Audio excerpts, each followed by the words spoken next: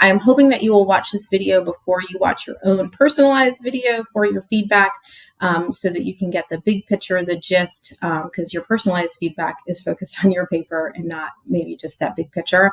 But I want you to remember that, these are formal graduate level papers. This is a graduate requirement to have a sample of writing. That 4 pages is done on purpose. That's the body of the paper. It doesn't include title page, references, appendices, anything like that. But that 4 pages is really key. Nothing is graded after 4 pages. Make sure all of your content is in those 4 pages. So the ability to write succinctly is very important. So, make sure that you're going back through. I always go back through and kind of highlight points that I may have said more than once. Make sure that you're eliminating any redundancy, anything like that. So for the paper, the stars of the paper are the 3 major tasks of the session, right? Those educator tasks. That's conducting the needs assessment, putting together an evidence-based curriculum, and either putting together, developing, or identifying evidence-based assessment and evaluation methods. So that is the key. That is where all the points are hidden, not hidden, but, that's where all the points are within the rubric. And you'll see that they're not hidden. I don't know why I said that. So that's where all the points are, right? So in your introduction, this is typically 3 strong paragraphs. It is the significance of the topic, which is your first paragraph. This is why this topic is important, why it's important to this learner, right? A lot of it's nurses, some of it's not, but this is why it's important to nurses. The second paragraph are the details of that needs assessment. It's a formal needs assessment. How did you conduct it? If you did a literature review, you're talking about what search engines you used. How many articles did you find? What were the relevant keywords or things of that nature? If you did interviews, were they formal? Were they informal? How long did they take? How many people did you interview? Was it 1 person or was it 20 people? All of those, parts and pieces are very important. If you sent out a survey, did you develop the questions? Was it directed towards the topic, or was it just, hey, what do you guys need to learn? Talk about those details, give percentages, give data. If you've only interviewed 2 people, that's not going to be very significant, right? But if you interviewed 100 people, that's very significant. And, 75% of them said XYZ about education. So give all those details. And then that last paragraph truly is just a strong purpose statement, right? So now that I have my need, the purpose of this educational innovation is to, talk about that need. Another connection that a lot of you are missing is your objective. So your curriculum map is the first thing I look at before I read your paper. I'm looking at your curriculum map. I am looking at the needs that you identified as priorities. So those objectives should be showing up in your needs assessment, right? If those are the priority learning needs of your learner, they should show up as a need in your needs assessment. So I'm kind of going back and forth and looking at that. So make sure if you're saying that, confidence is key, that you're speaking to that. Even if you didn't necessarily find it, if in the literature it says nursing students have a lack of confidence, tie that in, okay? So that strong purpose statement should have what those needs are, right? This purpose of this innovation is to XYZ. And that should be tied directly to your objectives, and that message should be clear and the same throughout.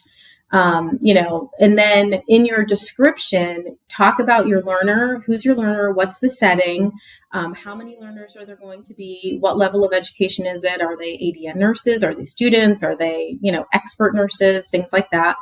And your theory is a paragraph tops. This is really just the foundation of your education.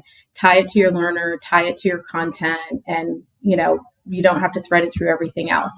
You don't have to explain why UDLs are important. You don't have to explain why, certain things are important to put in there. That's just, it goes without saying. This is a focus on you and what you decided to put in your curriculum so that I know that you know what you're doing, right? So focus on those teaching and learning strategies and be specific, talk about them. It was a 1-hour lecture that's going to be held face-to-face in a classroom setting with, a PowerPoint with built-in Kahoot. And then you have to start talking about those choices. A lecture was chosen because according to Citation 2025, lecture is a great way to deliver content to adult learners and talk about the content that's going to be in there very succinctly. You can do that in 1 or 2 sentences for every single teaching learning strategy.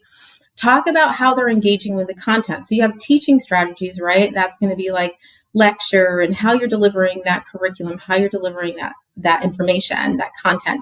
And then there's learning strategies. Those could be things where the student is engaging with the content. Maybe it's a demonstration where you demonstrate and then they get to practice. Maybe it's a case study. Maybe it's a Kahoot game, where they're actually taking what they learned and applying it. They're getting to practice it before you're evaluating. So talk about those differences between the teaching, maybe some learning strategies, and why they were chosen, support them with evidence. And then that same formula is going to be applied to your assessment and evaluation.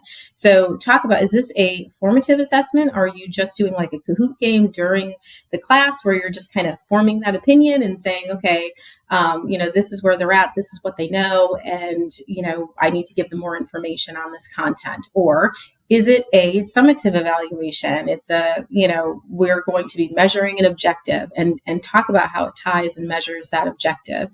You have to talk about the benchmarks. The benchmarks are really difficult. I know they're difficult to cite, but you have to explain why you chose them. It's important. So if you're doing a simulation on a code, right, maybe you want 100% benchmark because it's an essential skill. You're not supposed to be, mess up. But if you are doing a non-essential skill, then maybe your benchmark is 75 or it's 80 or whatever, but you still have to support it with the evidence and say why you chose it. A lot of you are using Likert scales. Typically a Likert scale is a 20%, increase. It's really difficult to get like a 90% increase in confidence and things like that. So just be like looking into the literature and make sure that those things make sense to you, because if it doesn't make sense to you and you're putting in the paper, it's probably not going to make sense to me as I'm reading and grading the paper. And then your summary is truly just 1 or 2 sentences summarizing every section. So your introduction, your description, and then your assessment and evaluation. So I hope that helps. I know it's so much feedback. It is a lot of feedback.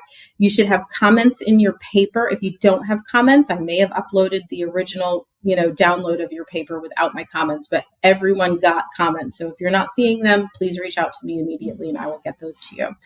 I am available to you if you need me. I have availability next Monday and Tuesday and Wednesday if you guys need to get together and talk about your papers before you're turning them in. But I know that's a lot, but reach out if you need anything.